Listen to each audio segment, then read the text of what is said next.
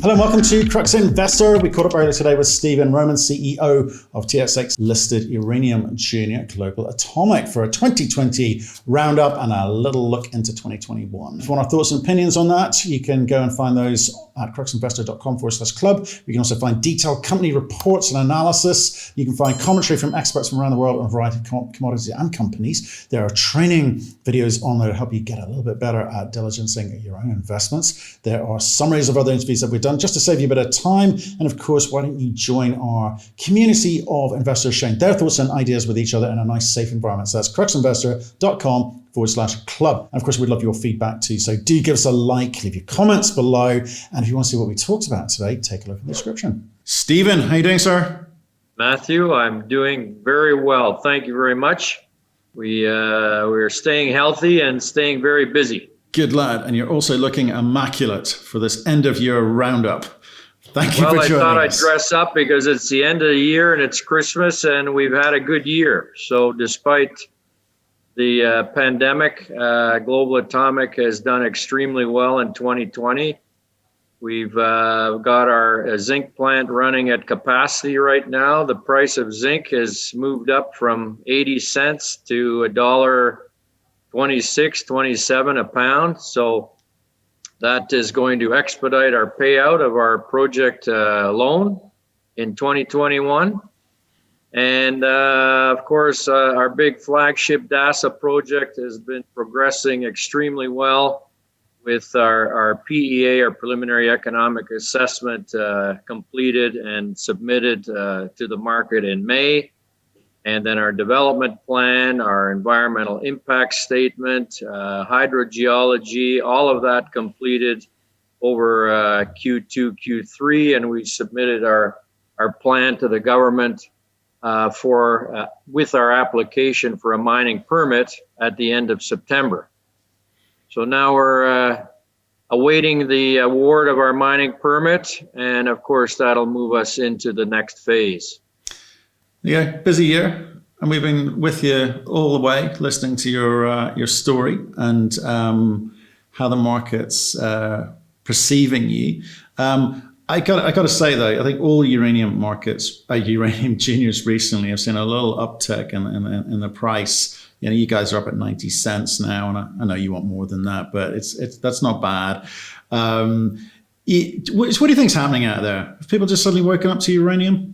I think, there's been a bit of stimulus out there. The Americans have made a decision to actually develop and acquire a strategic reserve. Of course, they're the country with the most nuclear reactors, the biggest fleet.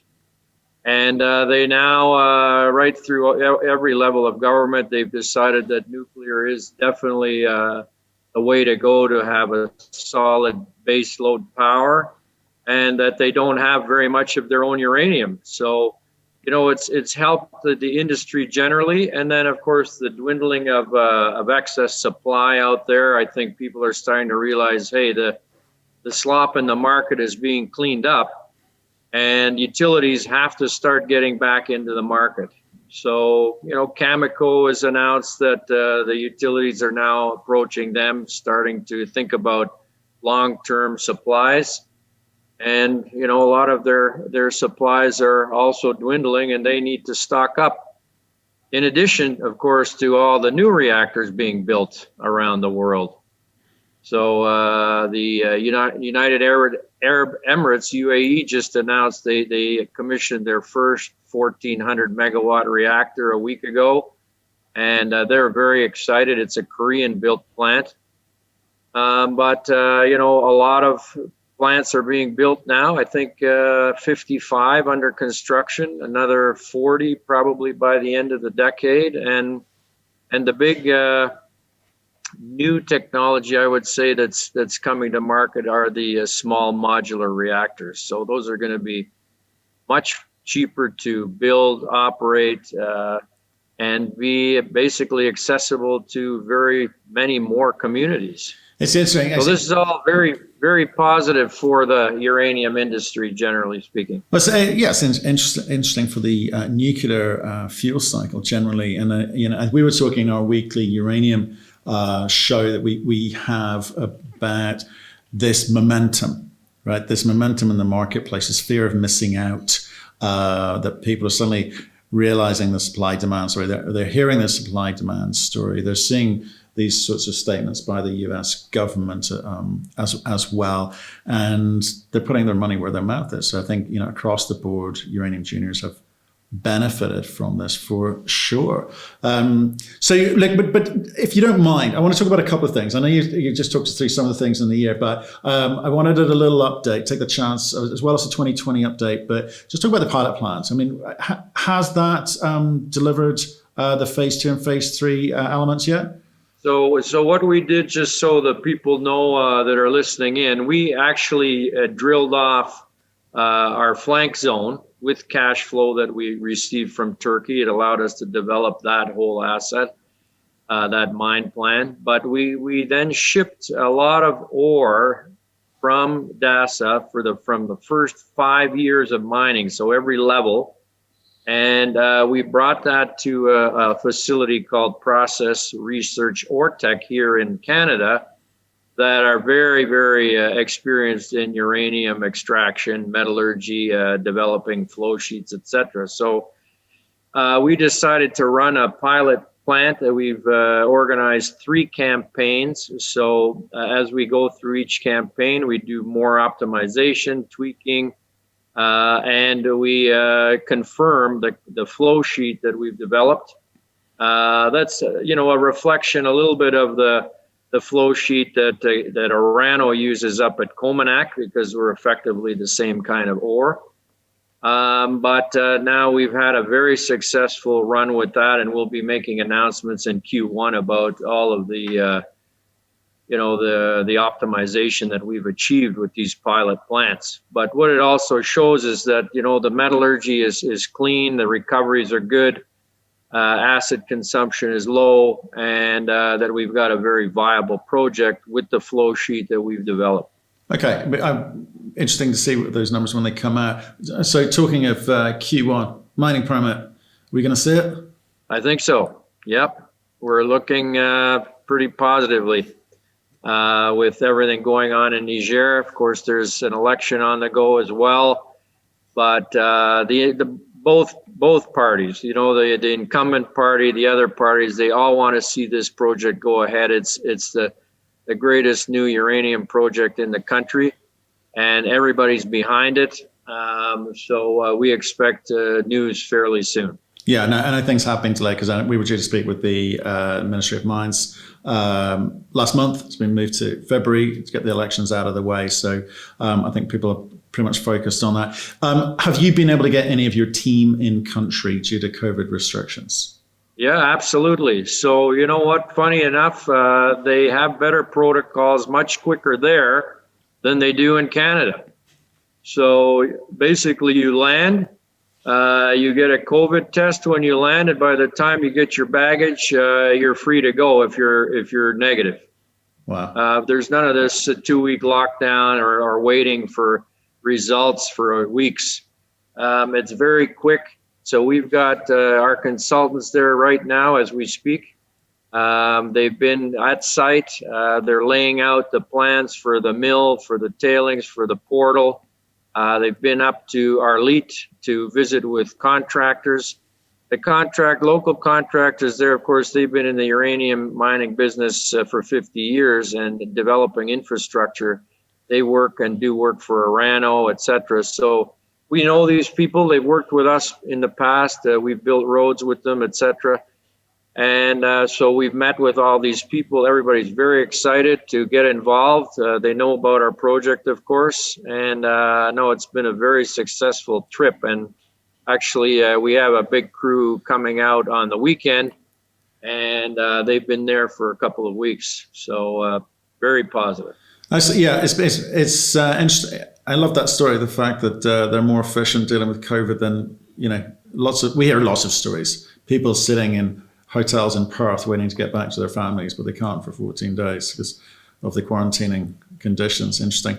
Look, we did a report on you guys, middle of the year, talking about what you've got there, and you put you down as a kind of category of 1. I think people are recognizing doing business in and getting business done in Africa is good, long track record in the share.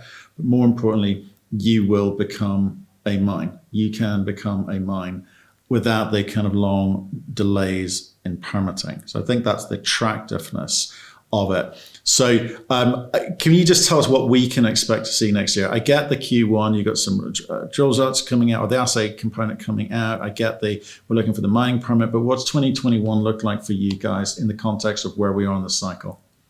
So yes, once we have our mining permit, of course, we are also currently doing geotechnical drilling. So the geotechnical drilling is required to locate your portal to make sure the rock quality is sufficient to dig into effectively. And then the mine plan also, to finalize the mine plan, we are actually doing some geotech drilling in the mining areas so that our rock mechanic consultants can actually do the finalized mine design and layout, whether we go with 20-meter centers or 25-meter centers, what the drift sizes are, etc. So that all should be done in the next 3 to 4 months. So as we get our mining permit in Q1, we start getting all of that technical data completed. So we compile all that with our final engineering, the final flow sheet for the plant, effectively wrapping it into a bankable feasibility study that'll be completed by mid-year. And then, of course, we've got to go for some sort of a project financing. So the good thing about Global is that, of course, people might remember in 2017, we signed an MOU with Orano Mining to direct ship ore from Dasa to Orano's Somare mill. So Cominac, of course, they announced they're shutting down in next year because of ore exhaustion. These mines have been running for 50 years. But we're in discussions with them on, exactly finalizing the terms on potentially shipping them ore from Dasa. And of course, that would allow us to get the mine started for very little capital, basically driving a ramp into the ore body and starting to ship material down the road. The local contractors that we're talking about, they're keen to get that done, and they'd love a trucking contract from us. So that could be a way to really expedite the project development, start generating some cash flow with uranium sales, in addition to our payout of our Turkish zinc assets. So you're going to have enough cash then to potentially, start building your mill 12 to 24 months down the road. So, unless the uranium price goes to, $60 a pound and there's tons of cash available to build our plant, which is the end game. We want to have our own integral plant and mine operating. That's obviously the most profitable for Global Atomic shareholders. But this is a way to do it in stages that won't tax the company a lot as far as capital requirement. No, I get that. I think that's well understood.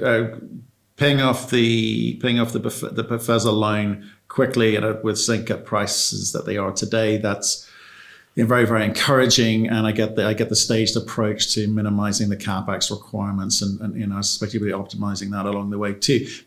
And without sort of dragging on a conversation we've had multiple times in terms of pricing required in the marketplace, we know your views. Are you hearing about any conversations, contracts with utilities happening out there? Because we're getting noises around that there are conversations happening, but we're unclear about at what price.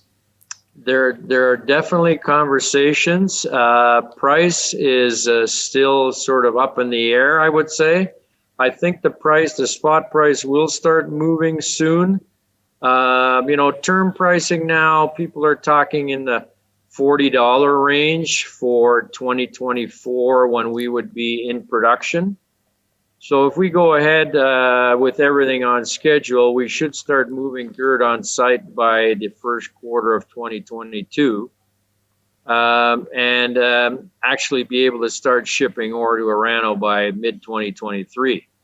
If we built our own plant, then we would start shipping yellow cake from that in 2024.